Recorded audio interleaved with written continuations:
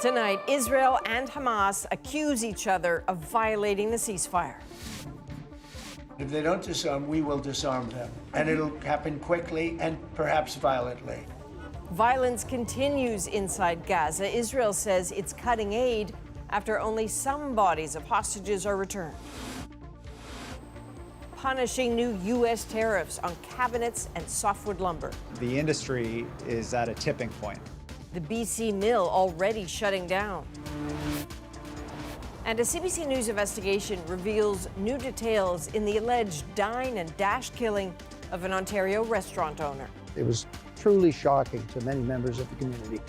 What the British men charged were doing in Owen Sound and how police say they got away. From CBC News, this is The National with Chief Correspondent Adrian Arsenault.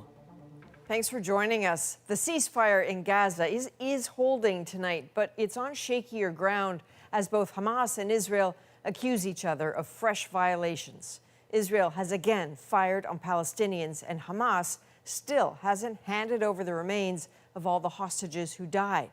But tonight, on that, there is some progress. The bodies of 4 more hostages delivered to Israel. 20, though, still remain in Gaza. And so as aid trucks line up at the border, Israel says it will cut the amount allowed in half. After 2 years of brutal war, that aid is desperately needed, as is a sense of safety for those who've endured so much fighting. But as Tom Perry explains from Cairo, even with the ceasefire in place, fear and violence continue. On the bombed-out streets of Gaza, Palestinians move more freely, no longer under constant threat of Israeli bombardment. The violence here has eased, but it hasn't stopped. I still doesn't have safety because there is so many killing. The violence now mostly between Hamas, rival clans, and armed gangs. That doesn't give you feeling of safety. So I'm still afraid. I'm still afraid of living here. Dozens of Palestinians have been killed since the ceasefire. This is a still image of one especially grim scene recorded on video. Hamas fighters executing a group of men who they accused of being criminals or collaborators with Israel. Horror to some, to others a fitting punishment. If a person destroyed their country and was a traitor to their country, they deserve to be executed, says Atakulab. This is a collaborator, says Yusuf al-Astal. At the least, he spied on half the country, at minimum 2 or 3 bullets. Hamas has returned in force to Gaza's streets. U.S. President Donald Trump said Monday the Americans had given the group permission to police the territory on a temporary basis to maintain order. It's been just a day since Trump flew to Egypt, signing with fanfare a deal he championed to bring peace to Gaza and the Middle East. But already the tone is shifting. Trump vowing Hamas will comply with a key part of that deal and lay down its weapons or else. We have told them we want to disarm, and they will disarm. And if they don't disarm, we will disarm them. And it'll happen quickly and perhaps violently. So the president threatening violence just a day after promising peace. And Tom, we know that there was more violence from Israeli forces inside Gaza today, too. That's right. Gaza's health ministry says 7 people were killed by Israeli strikes on Tuesday. Hamas calls that a breach of the ceasefire agreement. Israel's military says it fired on people approaching its positions, but it provided no proof of that. But the promise of peace for Gaza not yet fully delivered. All right. That's Tom Perry in Cairo tonight. Now, a key component of this peace plan is getting more aid into Gaza, but that's in jeopardy tonight as Israel pressures Hamas to return the bodies of hostages faster. Margaret Evans picks up the story from Jerusalem. The Egyptian border town of Arish, thick with aid trucks waiting to head into Gaza via the Rafah crossing, as required by the ceasefire. But Israel is threatening to keep it closed and to reduce aid. accusing Hamas of violating the truce by failing to return the bodies of all 28 hostages, along with the living released on Monday. Israeli families waiting for their dead want action from their government. We are a bit down right now. Rotem Cooper is hoping to be able to bury his father, Amiram. And there was a great mood when the live hostages came out, and then we were dealing with the deceased one, which is tough, but then only to receive 4 of them was a huge disappointment. Hamas blames the vast destruction in Gaza, bodies lost in the rubble. Israel is pushing back, although there was an addendum to the agreement providing for a task force to help locate the missing bodies. The research for human remains, it's obviously even bigger challenge than having, I would say, the people alive being released. That's a massive challenge. The Red Cross is handling the exchange of the dead. Israel still holds the bodies of hundreds of Palestinians killed during the war and has agreed to return to Gaza the remains of 15 for each dead Israeli hostage. The bodies of 45 Palestinians were returned on Tuesday. Hospital director Dr. Mohammed Zakut says they have yet to receive any names from Israel. Inevitably, news spreads and draws the desperate. Every time they bring in bodies to a hospital, I come, says Rasmia Kadeh. I will take anything right now, she says, even if they give me a small part of his body. Hamas has now transferred the remains of 4 more hostages, and they are on Israeli soil. It's not clear whether that will be enough to satisfy Israel. Margaret Evans, CBC News, Jerusalem. And our coverage continues later in the hour, including a closer look at that dangerous power vacuum inside Gaza and the rival clans and gangs pushing against Hamas. That's in about 20 minutes. Now to some breaking news. CBC News projects the Progressive Conservatives will form a majority government in Newfoundland and Labrador, ending 10 years of Liberal rule.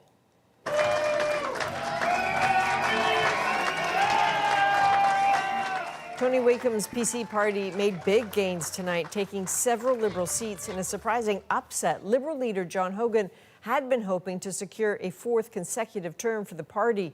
Despite the rebuke for the Liberals, he is projected to retain his seat. NDP leader Jim Dinn is also projected to return to the House of Assembly. Well, the Canadian lumber industry is reeling from another round of Trump tariffs tonight. New levies on softwood and some wood products like cabinets and furniture are now in effect. Already, a BC mill is stopping operations indefinitely. And as Caroline Bargout shows us, there are concerns more could follow suit. Every piece is custom made at this Richmond, BC cabinet manufacturer. With 70% of their high-end products shipped to the United States, the business is now bracing for what's to come. The main driver of the stress is the uncertainty, knowing is this going to be short-term, is this going to be long-term, and what are the implications that the U.S. customer is going to feel. The Trump administration imposed a 25% tariff on kitchen cabinets, bathroom vanities, and upholstered furniture. Another 10% tariff on all softwood lumber shipped to the U.S. That's on top of the 35% already in place for Canadian producers. British Columbia is the 2nd largest exporter of softwood lumber in the world, next to Russia. The industry is at a tipping point. This industry that contributes so much to Canada's GDP is facing an existential threat through tariffs that are profoundly unfair. Already, the impacts are being felt. Lumber producer Interfor announced it's slowing down North American production and shutting down one of its BC mills. There's also fear in New Brunswick, where the forestry industry is the main economic driver. This has broad provincial economic implications, and it's going to hurt our economy tremendously. Last week, Prime Minister Mark Carney was in Washington, hoping to make a deal on some of the tariffs imposed on specific Canadian industries. We heard the words, aluminum, steel, automotive. We're all waiting for the word softwood lumber to come out. We didn't hear anything. And we got scared. It's not just frustration, it's fear that we're going to be left aside again. In August, the federal government announced a $1 billion aid package to support the lumber sector and plans to prioritize Canadian materials in construction projects.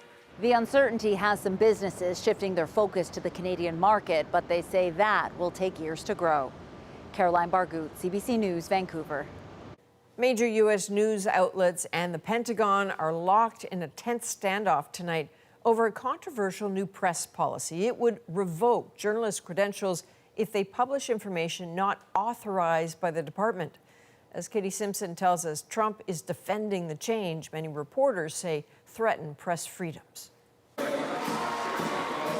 The Trump administration is making it harder for the public to learn about what's really happening within the U.S. armed forces. Journalists representing every major American news outlet refusing to abide by the new restrictions introduced by the defense secretary. It's worrisome. If I was a little more blunt, I would call his actions sad and pathetic, but I'll call them worrisome. Of the new rules, the biggest concern, journalists could be labeled a security risk for publishing anything that isn't officially approved by the Department of Defense. Specific punishments for violators remain unclear, but at a minimum, a journalist could lose Pentagon access. That may be what Defense Secretary Pete Hegseth wants. He may be wanting to try to replace real reporters with pro-Trump propagandists at the Pentagon. Major broadcasters are united in opposition, writing the policy is without precedent and threatens core journalistic protections. Even the pro-Trump Fox News media signed on, the same network where Defense Secretary Pete Hegseth used to work as a host. So it's common sense stuff, Mr. President. We're trying to make sure national security is respected, and we're proud of the policy. Hegseth clearly has the president's support in this moment. But I think he finds the press to be very disruptive in terms of world peace and maybe security for our nation. Press is very dishonest. Donald Trump also suggesting he could consider similar restrictions elsewhere. The press years ago moved into the White House. It used to be across the street. We could move them. You're lucky I'm president, because we could move them very easily across the street. Reporters refusing to accept the new rules have been told to hand in their Pentagon press passes. Coverage of U.S. armed forces will still continue, with journalists now having to navigate new barriers. Katie Simpson, CBC News, Washington. And Donald Trump awarded the Presidential Medal of Freedom posthumously to conservative activist Charlie Kirk. Charles James Kirk was a visionary and one of the greatest figures of his generation. Kirk's wife, Erica, accepted the award, the highest civilian honor on his behalf. The influential conservative podcaster was shot and killed during a speech on a university campus last month. Well, Canada and India are looking to reset diplomatic relations after 2 very tense years. A key pillar of the new roadmap, trade. South Asia correspondent Salima Shivji sat down in Mumbai with Canada's Foreign Affairs Minister during her recent visit to India. A key meeting right off the bat for Canada's Foreign Affairs Minister. A huddle with India's Prime Minister Narendra Modi, where the talk was all about cooperation.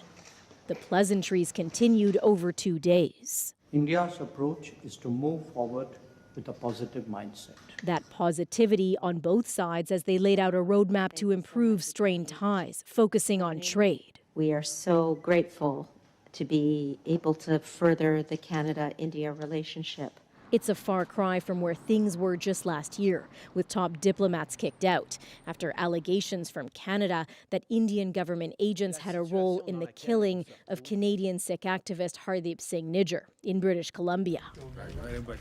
But a new Canadian Prime Minister and an invite from Modi to the G7 in Alberta paved the way for a tentative rapprochement.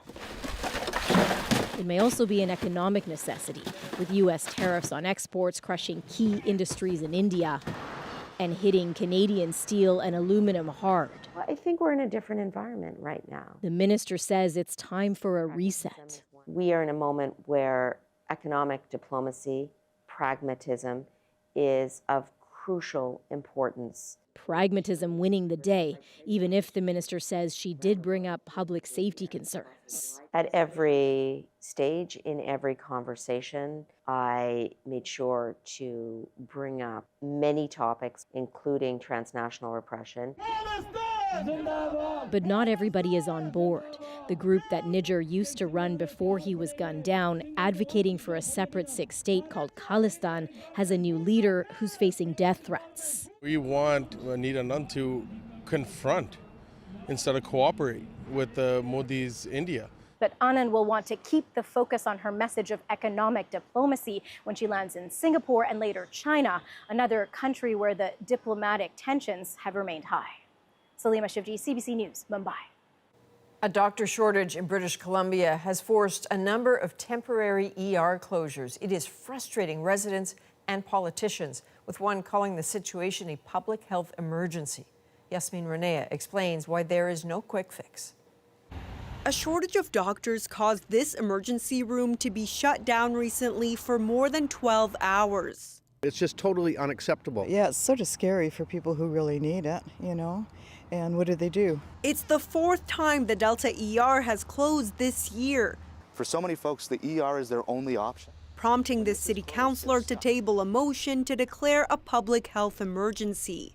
The status quo isn't good enough. It's not working. People have lost faith in the fundamentals of our healthcare system. The mayor of Delta ruled the motion out of order, saying only the province can declare an emergency. But he acknowledges there is a problem, made worse by the fact that many residents don't have family doctors, including him. You don't have any option other than to go to an emergency department. Delta does not have any urgent primary care centers. ER closures are happening across BC. In recent months, there have been temporary shutdowns on Vancouver Island, in the north, the Okanagan, and the interior, largely due to staffing issues.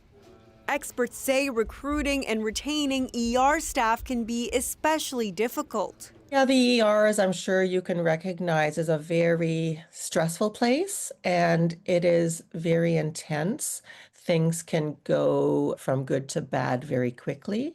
The BC government says it's working to recruit healthcare workers from the U.S., with more than 140 already accepting positions. This is a long-term issue that we've got to really build out the healthcare workforce so that we don't see these kinds of disruptions. A long-term strategy that could mean more ER closures in the meantime. Yasmin Renea, CBC News, Delta, British Columbia. 7 workers are recovering from injuries after a gas explosion at a high-rise building under construction in Toronto. I hope they're all doing good. Very serious. Didn't look good from what I saw. Fire officials say the blast happened in the boiler room on the penthouse floor, sending 4 workers to hospital with life-threatening injuries and 3 with minor injuries. The cause is still under investigation. And there's a brand new policy at Instagram, a PG-13 rating for young users. I think it's a good idea. I saw a lot of graphic content on Instagram. But will the new online limits meant to keep teens safe actually work? That's next. Hockey brawls off the ice. A new campaign takes aim at parents' behavior. And call it a pumpkin passion project. I really like to row on the water with any kind of boat. It's an old dream. This maiden voyage is our moment. We're back in 2.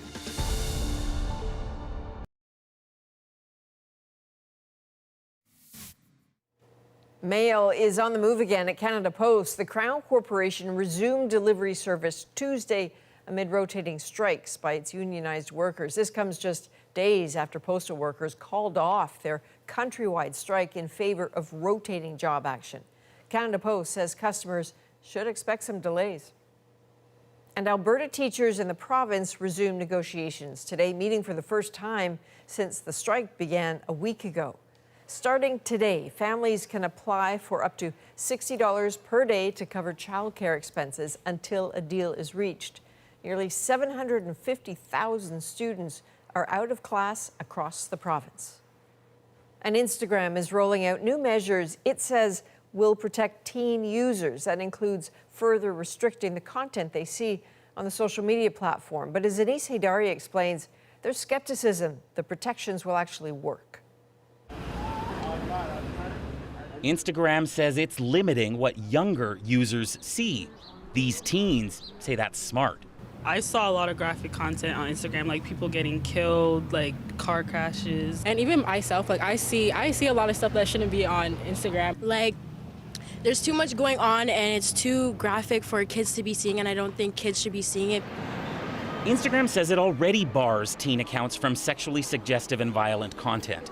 Now it's restricting them to only what might be in a movie rated PG-13.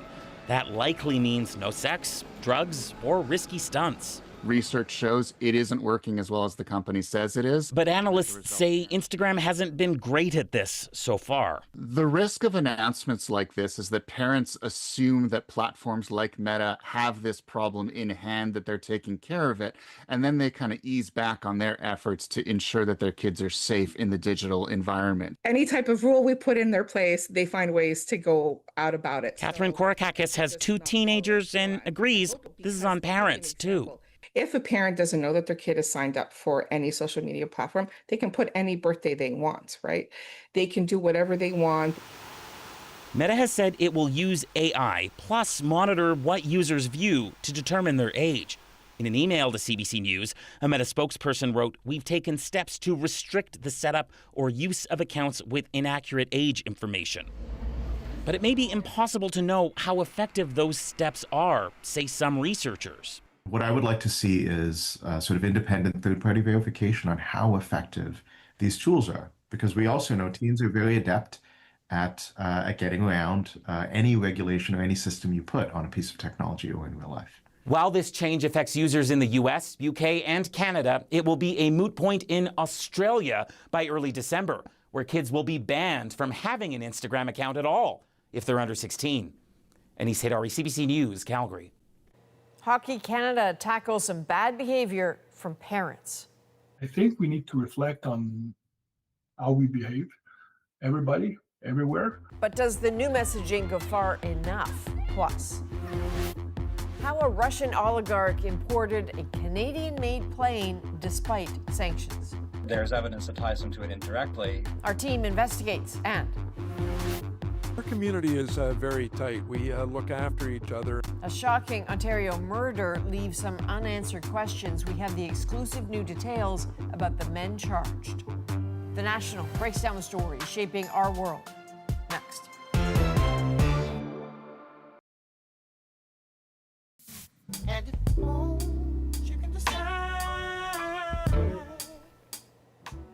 That is Grammy Award-winning R&B singer D'Angelo with the song and the video that made waves back in 2000. He's being remembered tonight for his voice and his artistry after his death at just the age of 51. His family confirms he'd been battling cancer for a while.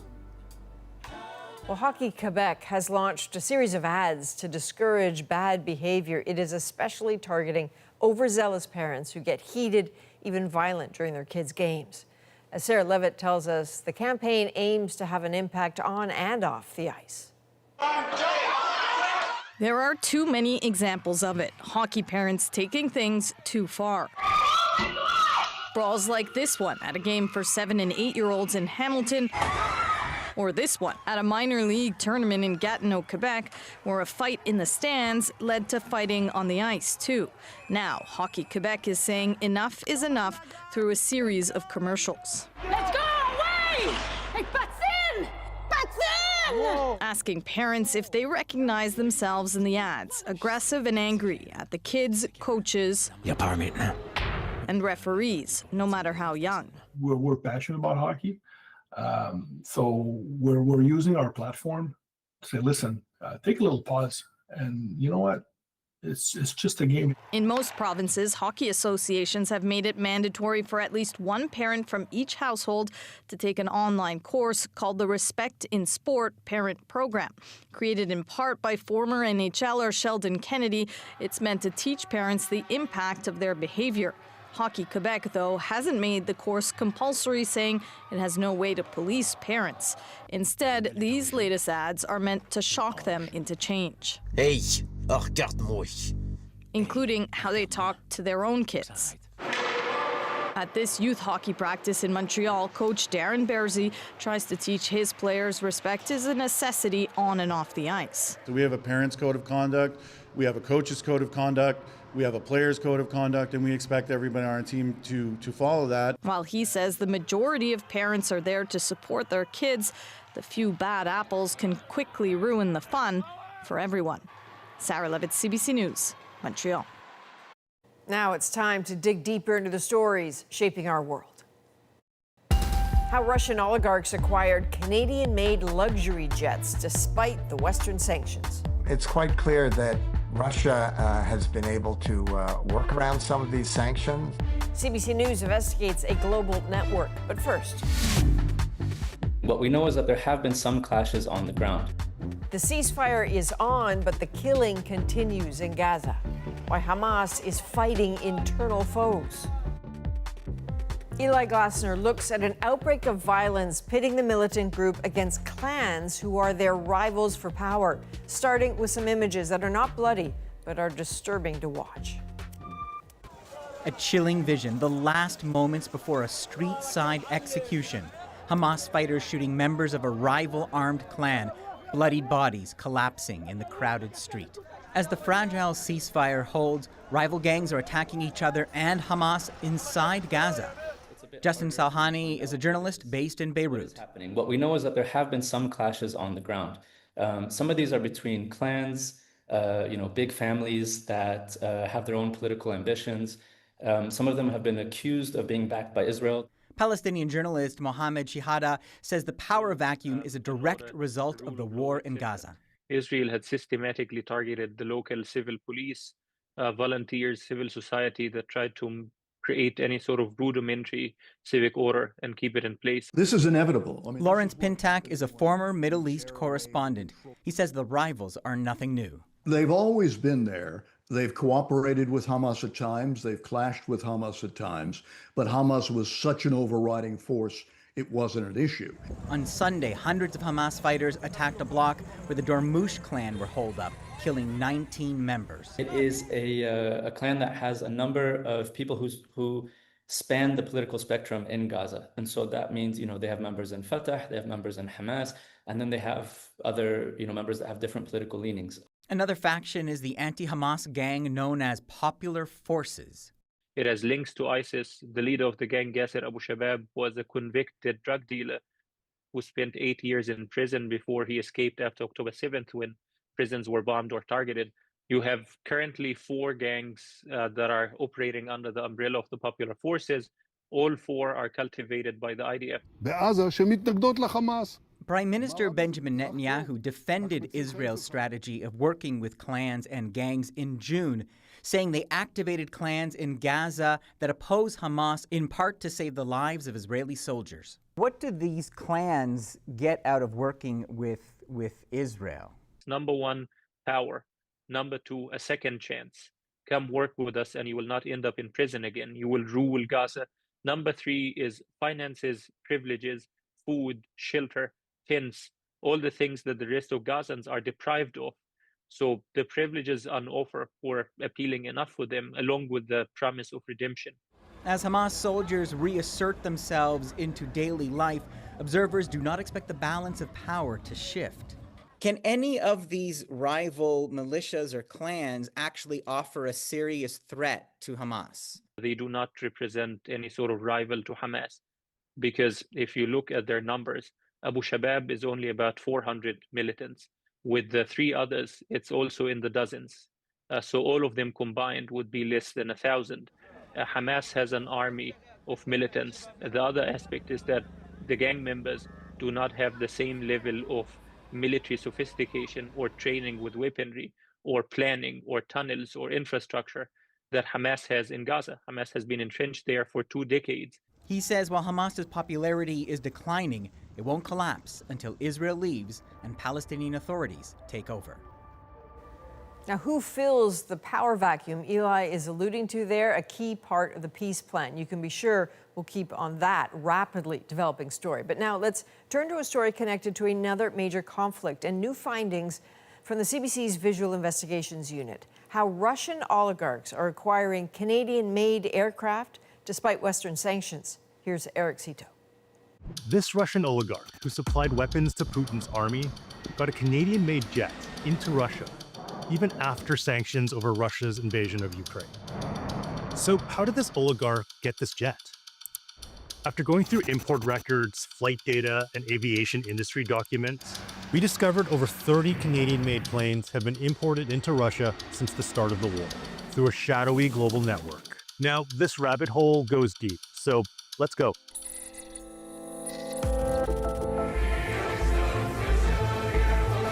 During the Soviet era, Russia was a plane-building powerhouse. But today, it relies mainly on Western planes. With sanctions cutting off supply chains, the country now relies on a global network to evade them and get Western planes and parts.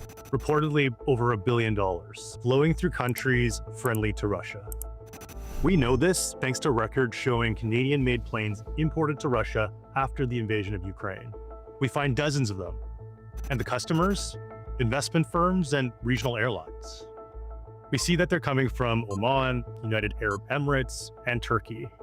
It's quite clear that Russia has been able to work around some of these sanctions. They are buying parts, even entire aircraft jets, through middlemen in countries that don't honor Western sanctions. By some reports, literally billions in sanctioned parts. So this is big business.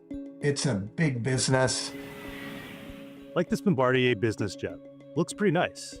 It was based in Australia until it flew to Oman on February 8th, 2024. 2 years after sanctions came into place, before switching to Russian registration and flying to Moscow. The company that imported this plane belongs to Sergei Shishkarev, a billionaire who was a high-ranking politician and Putin ally. What has been done to change the behavior of these transshipping countries to slow it down or stop it? At this point, not a whole lot. Okay, so we're looking through all these records, and then something interesting comes up. There's only one person's name, Igor Albertovich Kasayev. So who is Igor Kasayev? Well, he's a Russian billionaire with a stake in the Degtyaryov weapons plant. It makes machine guns, anti-tank, and anti-aircraft weapons sold to Putin's army. Вот недавно совсем мы праздновали столетие с момента основания крупнейшего оборонного предприятия страны, завода имени Дегтярева. When the European Union sanctioned Kasayev, they said he's also a major player in Russia's cigarette market and has deep ties to the country's security forces. Canada also sanctioned Kasayev in 2022. Now, Kasayev claims he's divested from these businesses, but he hasn't provided any proof. It's not exactly convincing when he says that he's given up his ownership of this business. There's evidence that ties him to it indirectly. Records we obtained show Kasayev imported a Bombardier Global Express jet, delivered to Moscow in July of 2023. That's a full year after Kasayev was sanctioned. So how did he do it? Records show the shipping company is Bermuda-based Global Air Services Limited. And get this, one of the directors of that company, Christodoulos G. Vasileides. He's a Cyprus-based lawyer under sanctions for being a prolific enabler of Russian oligarchs. We found that right before he was imported into Russia, Kasayev's plane was operated by Avcon Jet San Marino, a charter jet company in a tiny microstate in Italy, which isn't a part of the European Union and is historically friendly to Russia. There have been strong expressions of concern by intelligence agencies about San Marino's friendliness towards Russia, potential for various kinds of covert financial activity. The plane's registration was T7KIA, and normally we wouldn't give it a second thought, except it could stand for Kasayev Igor Albertovich. So early in February 2022, the West is threatening sanctions against Russia if it invades Ukraine. The last time the plane is in Europe, February 19th. It flies from Italy to Moscow. Days later, February 24th, Russia invades. The next day, European sanctions banning the export of aircraft to Russia. On February 27th, it flies from the Maldives, again, straight to Moscow. Now, here's where it gets a bit murky. We obtained this document that shows the San Marino charter company Avcon was listed as the operator the entire time, and flight data shows the plane using Avcon's operator code. Well, when we contacted Avcon, they said all services were terminated immediately following the publications of sanctions. They wouldn't share any of the ownership details with us due to data protections, and the San Marino Aircraft Registry told us the same thing. After that, the plane goes dark, and Kasayev is sanctioned by Europe, the US, the UK, and Canada. The plane emerges a year later with Russian registration, and it's Kasayev who imports the plane. Kasayev and Shishkarev's company didn't respond to CBC's requests for comment. Bombardier says it won't comment on aircraft sold on the secondary market without the company's involvement, and said it complied with sanctions. For more on how our visual investigations team tracked the story, you can read their full investigation on cbcnews.ca. Well, coming up, grief, anger, and frustration in a small Ontario city after the violent death of a well-respected restaurateur. It was truly shocking to many members of the community. An exclusive first look at the faces of the men accused of the killing as they fight extradition from Scotland. Next.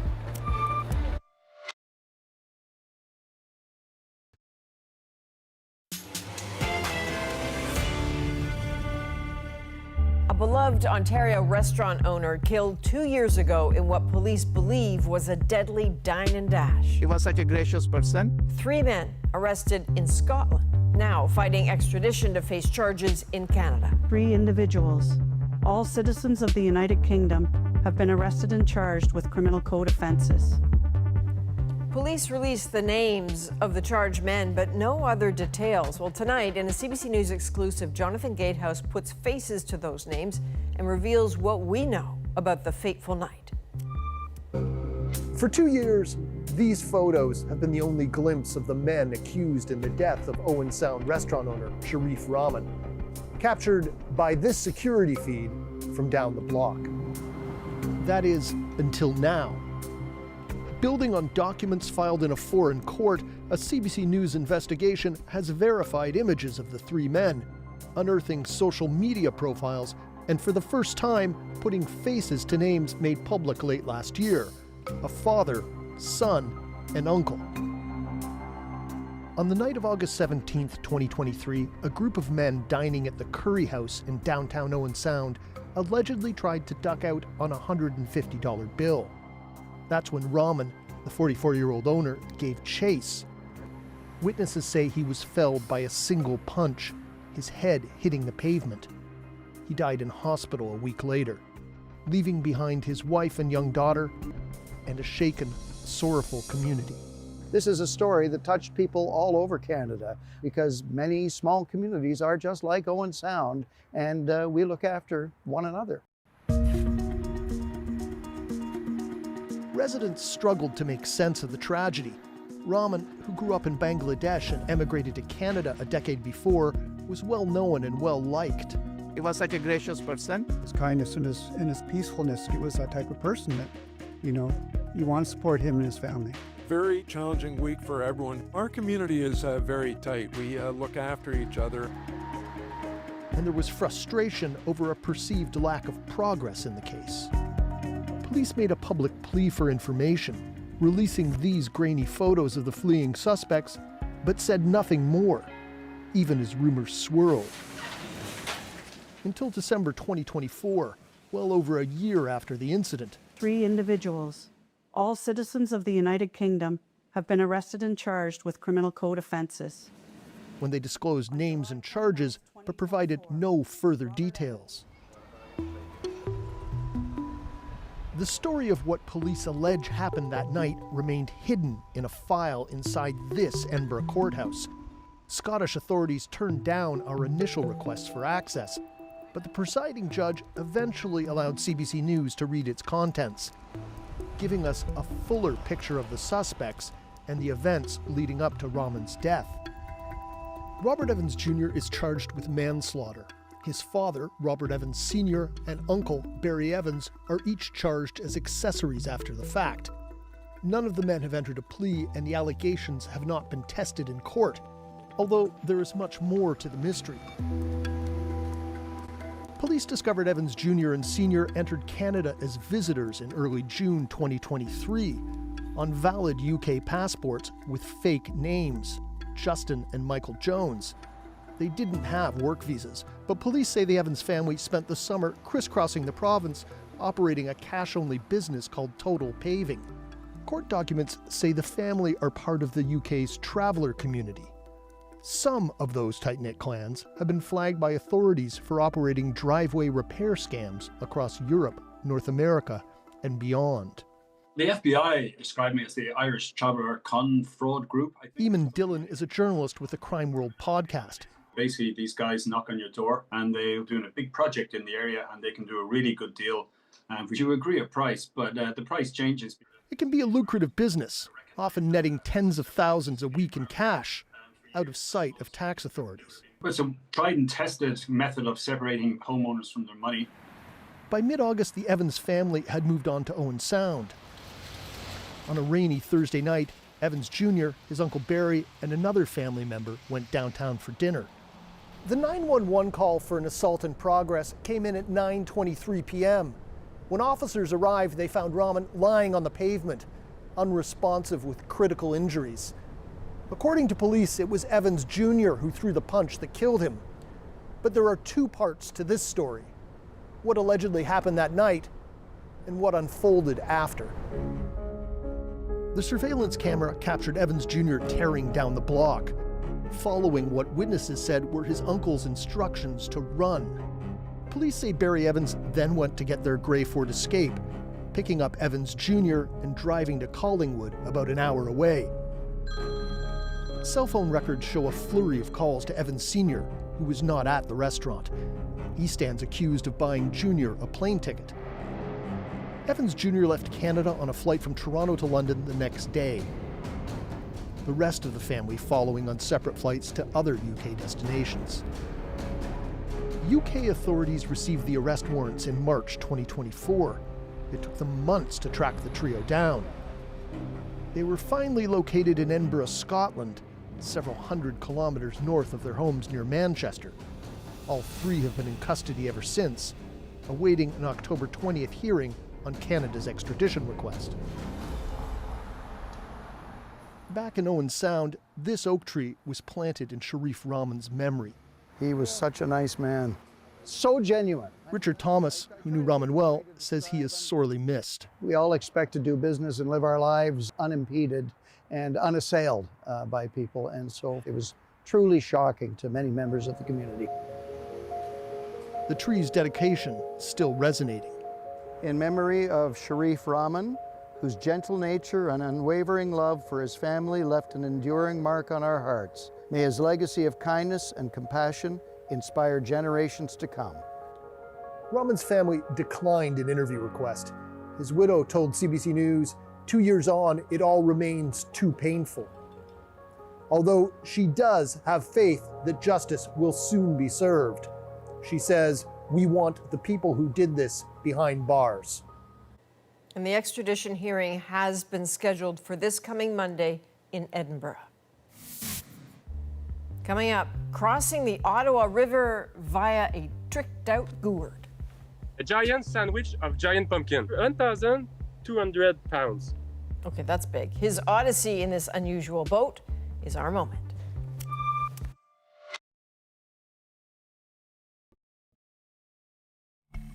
This is Marc Neron attempting to cross the Ottawa River on a boat made out of pumpkins.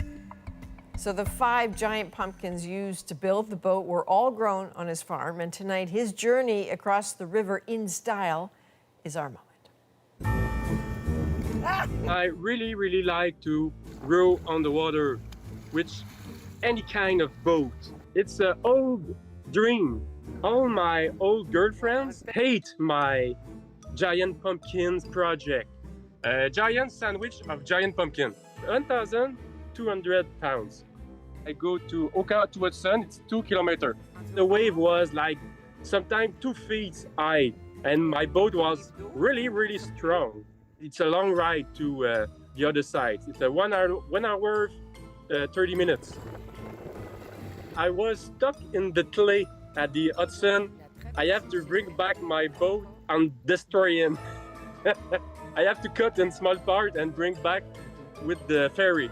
I did for fun, and I really enjoy to be free to fail. Free to fail. I love it. Maybe you recognize Mark. He's kind of a frequent flyer in the best possible way on the moment. We last saw him when his dog met a seal pup on a beach. He has a new goal, he says. Instead of 5 pumpkins, he wants to grow one that is big enough to just row, I think, in it. We're going to have to stay on top of that one. From all of us at The National, thanks for being with us. I'm Adrienne Arsenault. Take care.